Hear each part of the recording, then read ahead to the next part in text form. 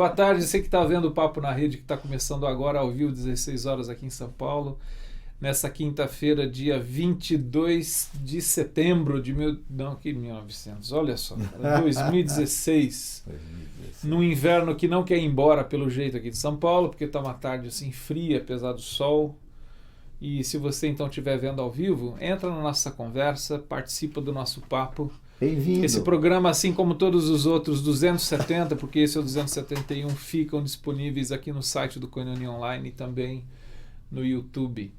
Nós teríamos hoje um convidado que, no último comunicado, a gente ficou sabendo que ele não pôde estar com a gente, mas o papo está aqui, o Daniel Choi lá produzindo e colocando no ar, disponibilizando não só esse, mas outros programas para a gente ter uma conversa aqui. O nome do programa do João Alexandre é Meia Hora, mas quem dura meia hora aqui é o nosso programa. O João, você também vê os programas dele que estão lá. Carlos Bregantin está aqui comigo. Todos os programas estão disponibilizados, né? Isso, todos eles são todos lá. São mais de 270 lá. Temas, né? Queria mandar um abraço para o Carlos Apache, que já mandou de antemão aqui um e-mail mandando um abraço para a gente. O Carlos está lá em Bérgamo, na Itália. Um abraço para você, Carlos. Está vendo aí? Deve ser noite aí na Itália. Obrigado pela audiência, Carlos. E Carlos estava falando sobre um assunto que a gente poderia trocar umas ideias aqui. E a partir dessas ideias que a gente troca aqui, quem sabe enriquecer alguém que está vendo, que vai ver esse programa. Eu estava pensando, até por conta da longa conversa que a gente teve hoje de manhã, de falar sobre a raridade, a brevidade e a fragilidade da vida humana. E o quanto precisamos de suportes. Isso, você tinha falado, vamos conversar sobre o suportar uns aos outros, que geralmente a gente entende no sentido de tolerar uns aos outros. Tem uma conotação, né? Mas eu acho que eu te cabe tolero, muito, né? Suportar no sentido de dar o suporte, dar o apoio. E aí eu acho que a pergunta que cabe é, levando em consideração que a vida, como diz o poeta Lenin, a vida é tão rara. Então, levando em consideração que a vida é rara, a vida é frágil, a vida é breve, como que a gente tem dado apoio, suporte, para que ela possa acontecer com mínimos de dignidade, com mínimos de alegria, com mínimos de coisas boas para que ela possa ser vivida. Levando em consideração nesse caldo todo, Braga, do que a gente está conversando e começando a conversar, que isso tem muito a ver da compreensão que a gente tem do Evangelho, do Reino de Deus, que é alegria, paz. Como é que Paulo fala? Alegria do Espírito Santo, paz, né? Essas características da vida, enfim. O quanto que somos suporte e o quanto que nós somos suportados por outros, né? Eu acho que são, assim, tem pelo menos 3 questões que ocupam aí o meu coração quando penso nisso. Primeiro, dessa coisa da fragilidade da vida, e você tem um sem número de pessoas pelo mundo afora vivendo situações, além da vida ser efetivamente frágil, mesmo quando ela é vivida nas mínimas condições, você tem pessoas que submetem essas vidas frágeis a situações absolutamente perigosas, não é? Vivem de fato correndo risco, né? Então você tem hoje, ainda ontem conversava com a minha filha sobre isso, né? E pensando um pouco nas eleições que estão para acontecer. Sidney Dantas, recebi seu e-mail, daqui a pouco eu vou ler e a gente vai conversar. E, assim, por exemplo, os prefeitos e vereadores são aqueles, né, aos quais elegemos para cuidar da cidade, né, e são eles que deveriam andar pelas periferias das grandes cidades, né, e dizia minha filha assim: pai, eles não têm ideia do que é, da fragilidade da vida das pessoas que vivem numa situação de mais fragilidade. Vulnerabilidade. De vulnerabilidade quase que absoluta, expostos, né, a todo tipo de violência, enfim. E aí me vem ao coração, às vezes, os meus lamentos, né, do que a comunidade de Jesus de Nazaré no mundo, ou nas cidades, né, a comunidade dos seguidores de Jesus de Nazaré, como é que ela atua junto a esses bolsões de miserabilidade, né, de vulnerabilidade, de violência, tornando-se estes suportes. O arrimo. Arrimo, escora, sabe assim? De levantar o caído, seja lá qual for o caído e seja lá por que razão caiu. Sim. Entendeu? Então você tem milhões de pessoas, na verdade, por exemplo, no Brasil você fala de 12 milhões de desempregados, que se multiplicado por 3, 4 pessoas, né?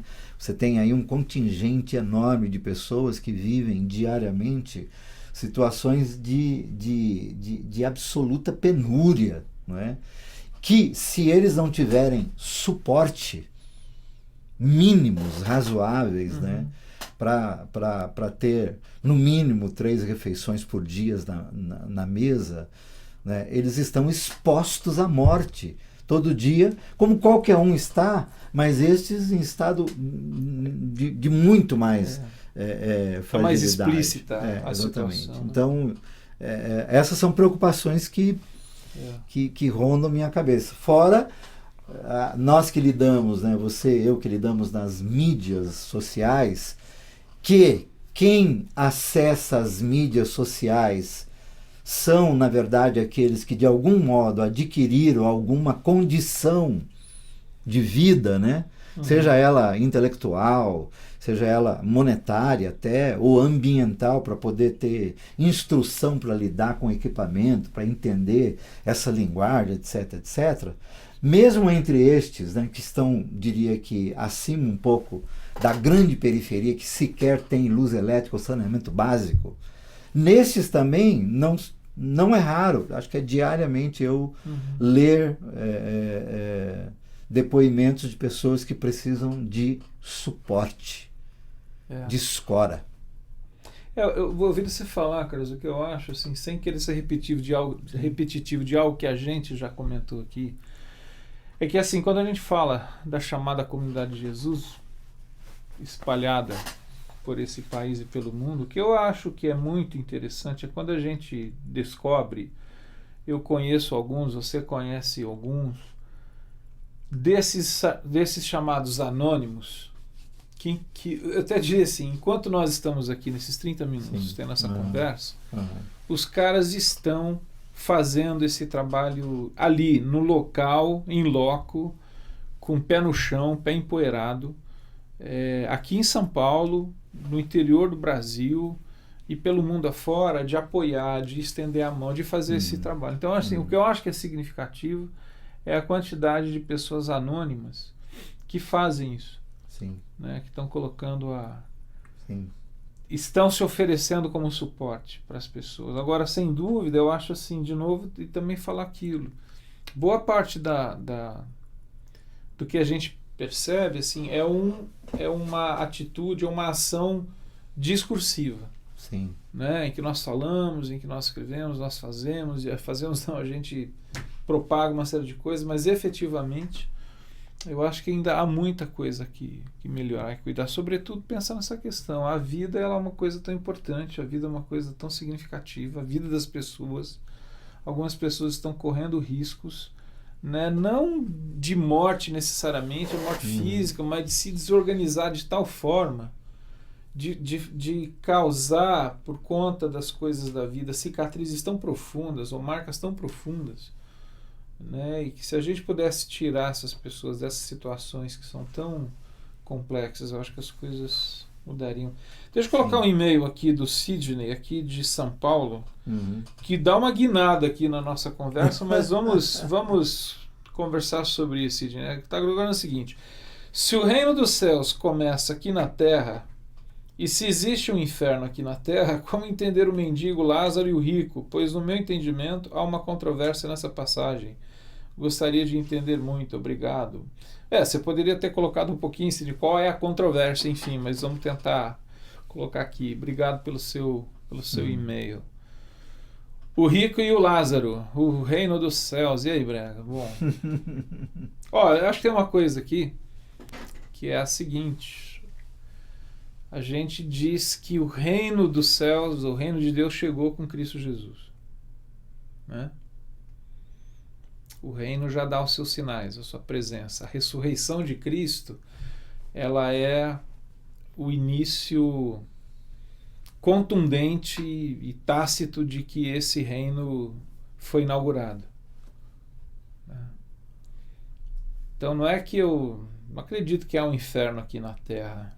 Acho que é uma condição de maldade, uma condição de desorganização, há uma condição de rebelião em relação ao Criador, de ruptura, e que esse reino de Deus vem para reconciliar, para restabelecer de novo essa relação entre o Criador e a criação, em todos os aspectos. E ela vai começando. Aí eu diria, como diz um velho amigo, é uma questão de tempo para que isso... Instalado já está. Está instalado, né? Exatamente. Né? Historicamente se instalando, né? É. Instalado está, historicamente se instalando. Agora, sim, em relação à controvérsia, eu não sei exatamente do rico e do Lázaro. Agora, tem uma coisa também só para concluir esse pensamento, pensando exatamente nessa parábola. Aliás, que o texto não diz que é parábola, né? Diz que Jesus contou essa uma história, essa narrativa, essa história. Eu que disse aqui parábola, mas é a seguinte, que me chama a atenção uma coisa no texto, que é a gente falando de cuidado e suporte. Que o texto diz que os anjos vieram e conduziram o Lázaro até Abraão depois que ele morreu. Não sei se as pessoas já se perguntaram assim, poxa, por que não antes, né?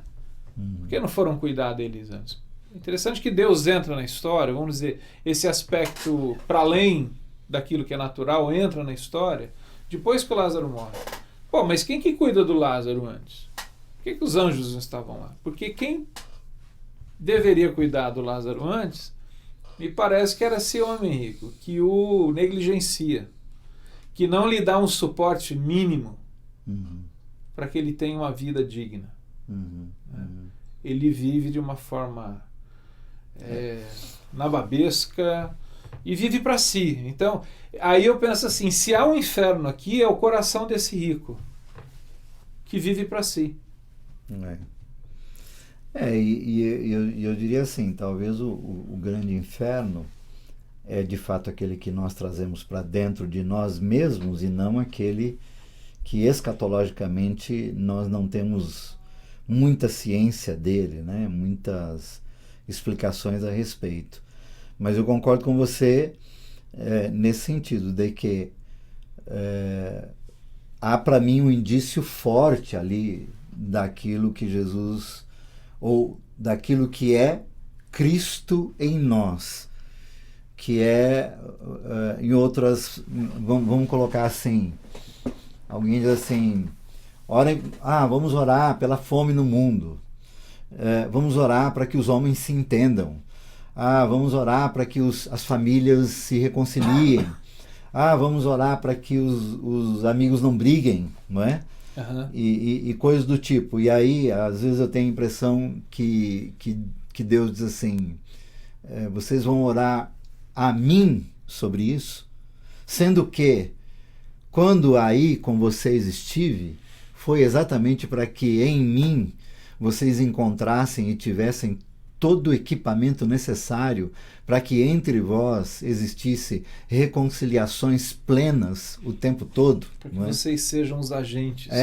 Para que vocês... Da pacificação. Exatamente. Tirem os infernos, né, de dentro de vocês e de entre vocês, de modo que não haja estes Lázaros, né, que precisam ser carregados pelos anjos só depois que morre, porque morre, né, morre de fome, né, por conta da falta de solidariedade ou da horizontalidade, né, no sentido da distribuição, da partilha da vida, entendeu? Então, assim, para mim, essa parábola, ou essa história, que não diz que é parábola, mas também não diz que é um fato concreto, mas uma história que Jesus conta, né? Ele chama a atenção para esse fato, né, de que, olha, está instalado em vós algo que precisa ser derramado, transbordado, né, para que não haja essa disparidade absurda, né? Chama a atenção que um dos personagens tem nome, né, cara? Isso é muito interessante. Jesus o chama de Lázaro, enfim. Mas eu fico pensando assim, esse camarada morre, Lázaro morreu, cara, entendeu? Ali na porta de um camarada que tinha para viver muito mais. E eu acho que o que a história conta é essa profunda indiferença do chamado rico na história diante da miséria e do sofrimento do Lázaro, né? E eu acho que a revelação que se dá, essa questão nossa, e o rico foi para o inferno, na realidade o rico foi para um lugar onde havia fogo e chama, e ele estava lá incomodado, e ele reconhece, mas me parece que é muito mais uma revelação daquilo que havia no coração, né? Então eu acho assim, a expressão do viver para si, eu acho que se há sinais do reino de Deus, me permito usar a seguinte expressão, há sinais infernais, que é esse coração que vive para si. E não sou capaz de perceber e de me sensibilizar com aquele que vive uma situação de penúria, uma situação de desamparo, uma situação de falta de apoio, e não é capaz de perceber a fragilidade e a beleza da vida que há no outro. E assim, aquele toque de Jesus, assim, você não percebe o inferno no qual você está vivendo do modo como você está vivendo? Agora, isso mesmo. Davi Gomes, tem e-mail dele aqui também. Do pastor Davi Gomes? Não, espero que não, né? Isso aí complicou. Espero que seja dele, porque senão... Não, você ia falar alguma coisa? Não. Eu Davi não lembro Gomes... do contexto dessa história. Está lembrado? Do contexto da história? Não estou lembrado. Um pouco anos depois, não estou lembrado. Mas é uma história riquíssima em vários aspectos, né?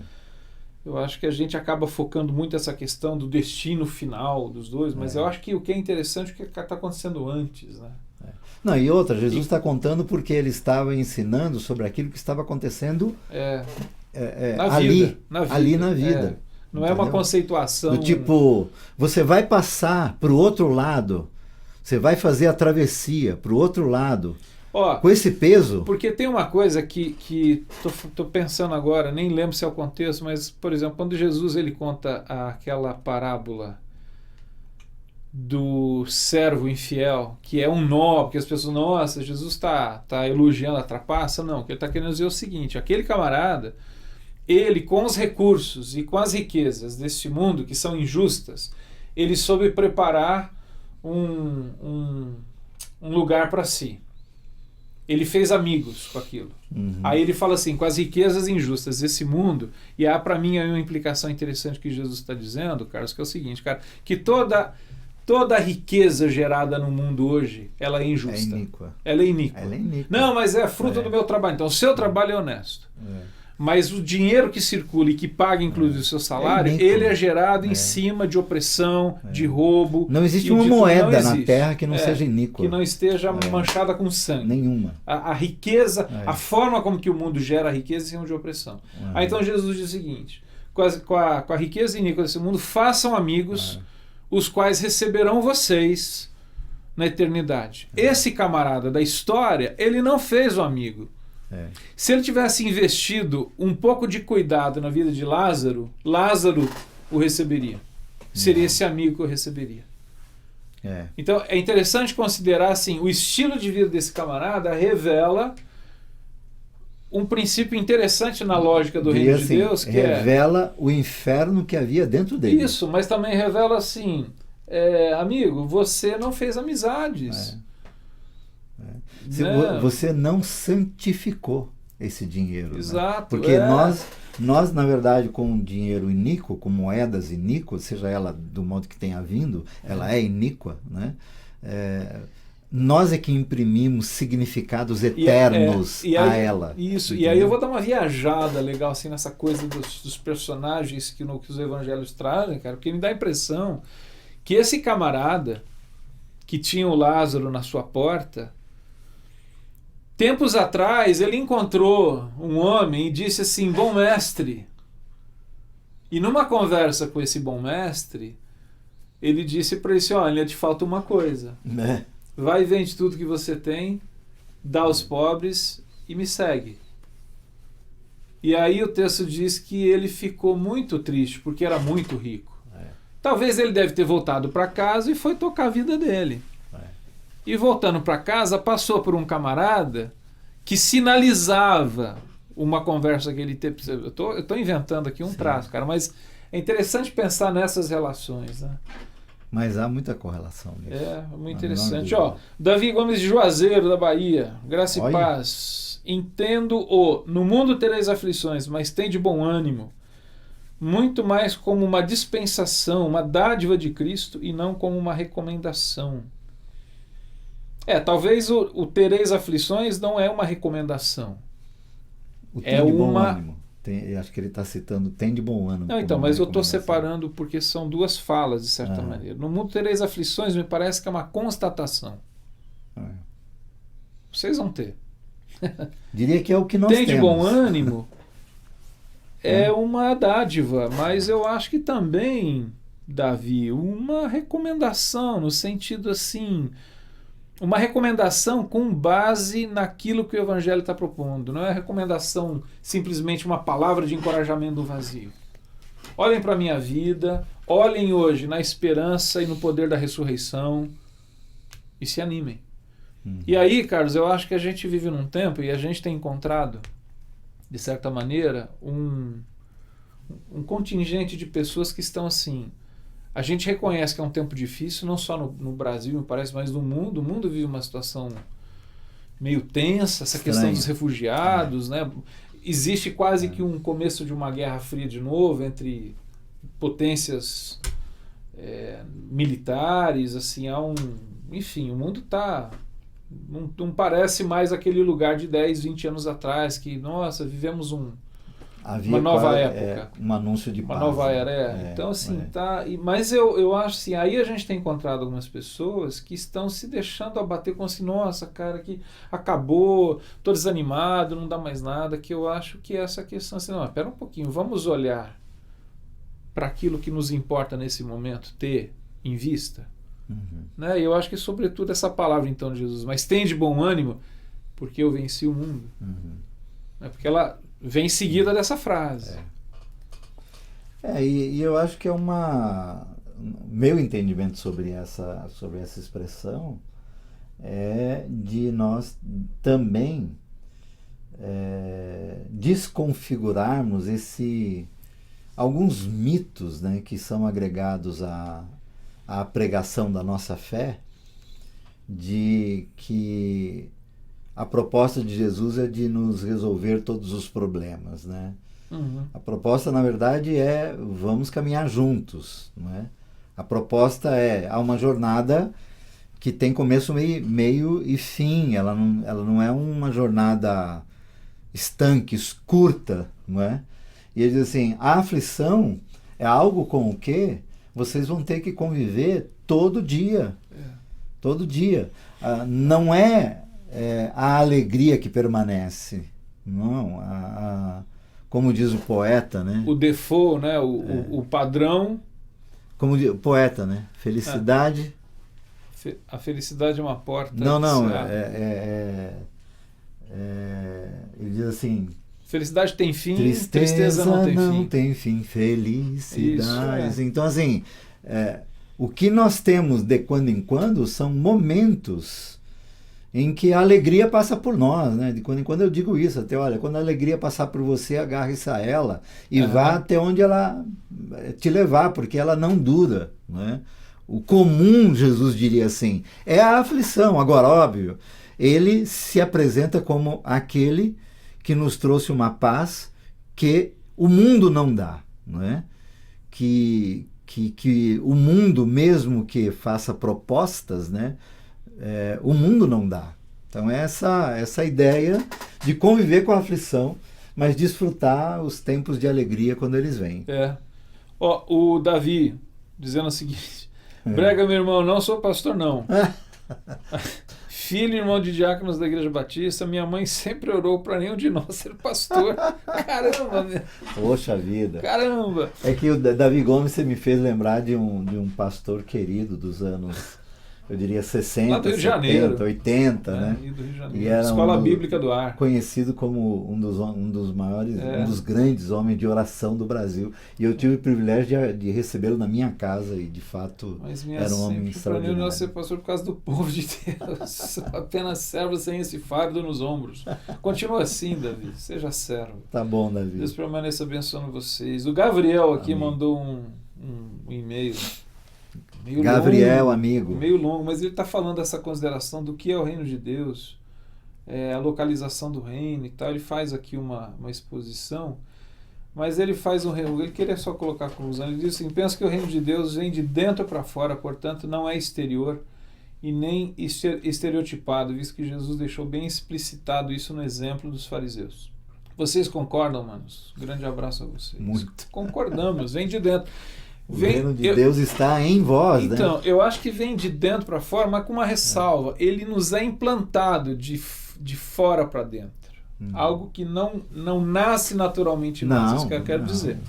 Mas eu entendo que uma vez que é como que semeado, e aí então ele fecunda dentro de nós. E aí a gente poderia dizer que o evangelho, sendo a semente, cara, o nosso coração é como que o útero, onde essa vida nova ela é fecundada e ela cresce e ela gera frutos. Mas é essa a realidade. Começa de dentro para fora de cada um de nós. Não, e Gabriel, na minha opinião também, se não acontecer de dentro para fora, não é reino de Deus.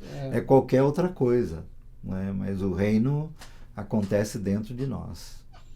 E ele, vamos dizer assim...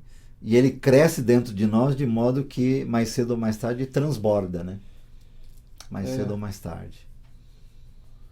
Não, e o que eu acho interessante também quando a gente fala do reino, Carlos, é pensar assim... O reino ele está presente o tempo todo, mas há momentos em que parece que há como que um lampejo tão intenso. Um kairos. Que a gente chama desse kairos, de que você percebe assim, cara, está aqui, está acontecendo, e é quase possível pegar. Tocar. Né? Então eu acho que esse é um outro elemento em que a gente considera a realidade do reino. Que eu acho que assim, ganham compreensão dessa dimensão do reino de Deus quando você trabalha fora de certas categorias, né, que se tornaram paradigmas, né, porque não poucos confundem, né, o reino de Deus com a paróquia local, né, com paredes, né, com dimensões físicas, né, da extensão do grupo que faz parte, sabe, essa coisa assim, o reino de Deus está crescendo lá no meu bairro porque nós compramos um outro terreno, porque sabe essas coisas assim, quer dizer...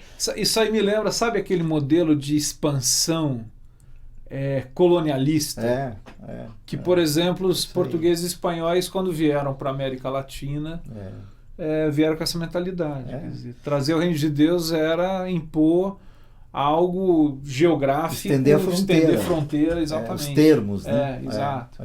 Ô Gabriel, o seu texto não foi longo não, fica tranquilo, aqui colocou, perdoe pela extensão do texto acima e por ser prolixo. Não, eu só quis fazer um resumo, mas ele nem está tão longo. Aliás, a gente, por conta das redes sociais, criou esse medo do textão, Exato, né? Tem 5 linhas, nossa, é textão, não. Escreveu muito.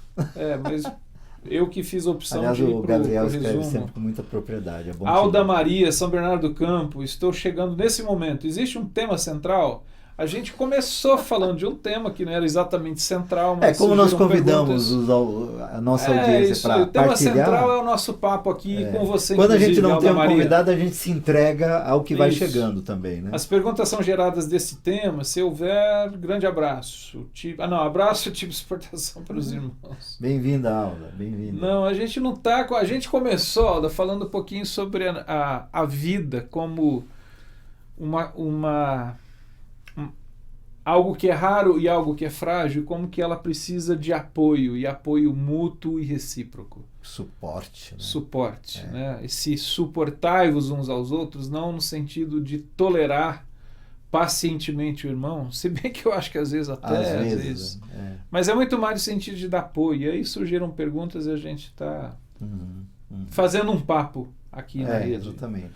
Arcade dos Santos de Teresina, Piauí. Boa tarde, Daniel Choi, Carlos e Fernando. Sobre a parábola do rico e do Lázaro, acredito que Jesus fez a parábola não só para falar sobre eternidade, mas sobre mudança. Afinal, o reino de Deus é uma metanoia, uma mudança de paradigmas. Com certeza. Isso aí. Com e certeza. tem a ver com a vida agora, presente. Com certeza. Acho que o evangelho tem características assim do existencialismo. Existencialismo não como ramo filosófico, mas assim, a gente existe aqui agora nesse momento. E o evangelho tem a ver com esse momento. Todo o ensino de Jesus, conquanto em muitos deles aparece o aspecto escatológico, vamos dizer assim, mas todos eles tinham a ver com aquilo que estavam enfrentando no momento, né? Na hora, no status quo, né? Tem mais gente? Tem. A Daisy da Suíça está em Zurique. Boa tarde, irmãos queridos. Como seria se o rico tivesse vendido tudo e seguido o mestre no caminho? Abração com carinho. Essa é uma boa pergunta, mas... Quando eu estiver aí, a gente vai falar sobre isso. Eu acho que o rico estaria ricamente caminhando em boa companhia. Ele não estaria nessa angústia da história que Jesus conta. Né, de ter que pedir que alguém colocasse a ponta do dedo, né, para refrescar o inferno interno. Vicente Neto, seja sempre bem-vindo quando você estiver em São Paulo, aqui no estúdio com a Anione Online, viu, Vicente? Verdade. São Felipe, Bahia. Rapaz, eu não conheço São Felipe, mas eu acho tão bonito esse nome, cara. É verdade. Para uma cidade. É verdade, acho bonito também. Olha aí, lá do interior da Bahia. Ainda mais que é o nome do meu filho. Diante da vida hoje, possamos dizer... É primavera, é isso aí. Hoje começou. Um abraço caloroso e primaveril. Abraço pra você também. Tem também o Davi Gomes. Opa, Davi tá aqui ativo. Juazeiro. Os adeptos da chamada teologia da prosperidade se estribam em declarações, decretos, uma interpretação do texto de Filipenses 4,13. Fora do contexto, avesso ao mesmo, pois Paulo fala de todo um contexto de adversidades vividas. Tudo isso ficará aqui, pois as lágrimas serão enxugadas. Isso é fato. E é fato. E Paulo fala de generosidade também. Né? E Paulo fala de um contexto 4:19, muito real e verdadeiro, que é o que ele experimentou. Exatamente. As cartas de Paulo são ricas nesse aspecto, né? Quer dizer, não é uma conceituação teórica. Não. Ele vai escrevendo na estrada, pé no chão. Eduardo Padilha, aqui de São Paulo, graça e paz a vocês, que bom estar com vocês novamente. Lázaro remete-me a pensar na transformação versus o velho homem. Vejamos quando Jesus, com sua prerrogativa, ressuscita Lázaro e deixa para os apóstolos e seus seguidores para que tirem suas ataduras, ajudem Lázaro a viver novamente a sua segunda chance. Vejo que esse é o principal propósito da Igreja dos Irmãos. Jesus fez seu papel, agora a Igreja ajuda a esse transformado em retirar ainda o que sobra das ataduras do velho homem. É uma figura interessante aí, o Eduardo, que você está falando, essa questão de que há uma participação. Eu gosto, Carlos, daquela ideia. Foi esqueci o primeiro nome, Bosch, Donald Bosch, não lembro, era um missiólogo sul-africano, morreu num acidente de carro. Escreveu uma baita de uma obra sobre missões chamada Missão Transformadora. Se eu não me engano, ele é o cara que aprofunda o conceito que a gente tem sobre David Bosch, que é sobre o Missio Dei. A gente tem a Imago Dei, quer dizer, o homem criado à sua imagem e semelhança. Tem o Missio Dei, que é Deus está em missão no mundo. Não é que a igreja tem uma missão, não, Deus tem uma missão. E ele convida e chama a igreja para fazer a missão com ele. Então eu acho que essa ideia que você trouxe, Eduardo, de que Jesus ele ressuscita Lázaro e são os caras que vão tirar as ataduras, né? E fazem parte daquilo que Deus está fazendo. E a maneira como que a gente se torna, o que a gente, melhor dizendo, se torna não, tem a ver com se tornar também, torna Cristo presente hoje é quando aqueles que se dizem seguidores de Jesus de Nazaré vivem como Ele quer que a gente viva. Nas nossas relações, na maneira como que a gente lida com a comunidade em que a gente está inserido, com os bens que chegam até nós. É isso. E nesse sentido, né, Fernando, aquilo que também de quando em quando tem sido tema entre nós, né? E voltando à questão do reino, a expansão do reino, e onde o reino chega e onde o reino toca, não é? E de novo falando sobre melhorar os paradigmas, né, que nos remetem a, às vezes, estreitar, apequenar, diminuir, né? A história, as narrativas de Jesus, dos evangelistas a respeito de Jesus e as histórias que o próprio Cristo conta, fala de um reino que se sinaliza a partir de ações e de reações entre os homens, não é? Que não necessariamente passam por esses crivos de paradigmas religiosos que são criados, não é? Essa coisa do reino instalado em nós, ou naqueles que reconhecem, né, a Cristo como Senhor, não necessariamente passa por esse intramuros, né? Que é muito comum hoje, né? Que acaba se tornando a agenda de alguns, mas não necessariamente a agenda desse Deus missionário, né? De Deus fazendo missões no mundo e usando o que Ele quer e quem Ele quer, não é? Eu estou lembrando, agora eu lembrei a Romanos, né? Que Paulo fala, o reino de Deus não é nem comida nem bebida, mas justiça, paz e alegria no Espírito Santo. E quando ele está falando não é nem comida nem bebida, porque um pouco antes, em Romanos 14, Paulo está discutindo aquela questão do que posso comer isso, não posso fazer aquilo. Então, aí me parece que entra nas nossas categorias. De estreitar o reino. E que Jesus está falando assim, não, o reino de Deus não essas questões. E ele está, às vezes, onde nós não vemos, né? Não está, em certo sentido, às vezes, onde mais nós achamos que está. Não é? E é por isso que não poucas vezes Jesus deixou alguns sem respostas a respeito do reino, na expectativa de que o próprio reino sinalizasse de modo que esses enxergassem, até para não criar padrões, não criar estigmas, rótulos, né? Só é assim, só é desse modo, só é daquele modo, né? O reino tem uma multiplicidade, né, de expressões que precisam ser contempladas por nós, né? Porque o reino contempla isso, né?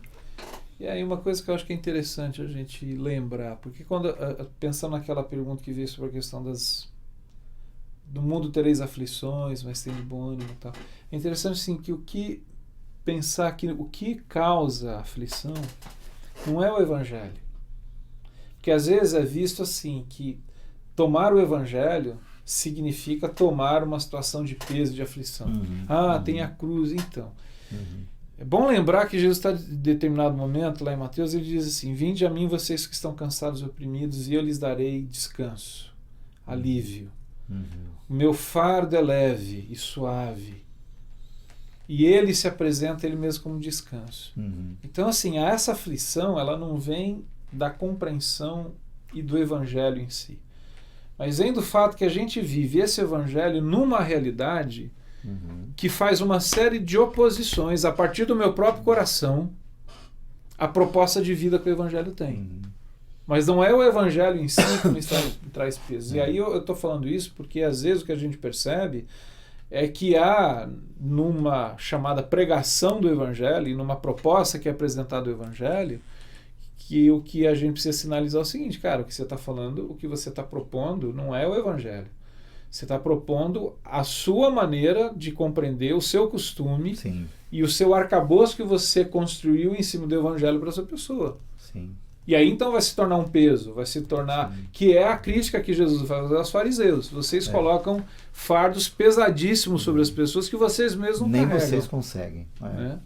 Então quando a gente fala assim dessa aflição, ela não é do que é o Evangelho, ele é aflitivo na nossa vida. E na verdade ele diz assim, no mundo tereis aflições, no sentido de que aí o mundo como sistema, né? Essa sociedade que rejeita uma proposta de vida que vem do Criador. Quer dizer, essa é geradora de aflição. Né?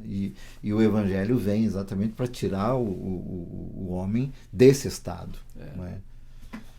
E aí, vamos encerrar? Não deu? Já deu. Pessoal que mandou um e-mail, muito legal a participação de vocês. Muito bom. Vocês nos serviram de um apoio bacana hoje aqui de suporte. Para que a gente pudesse ter um papo na rede, que depois vai ficar disponível lá na rede para você ver. Ajuda a espalhar, tem diversos outros temas. Semana que vem provavelmente a gente deve ter um convidado aqui, se não acontecer nenhuma intercorrência aí no meio do caminho. E a gente vai tocando a vida, passo a passo, e vivendo um dia de cada vez.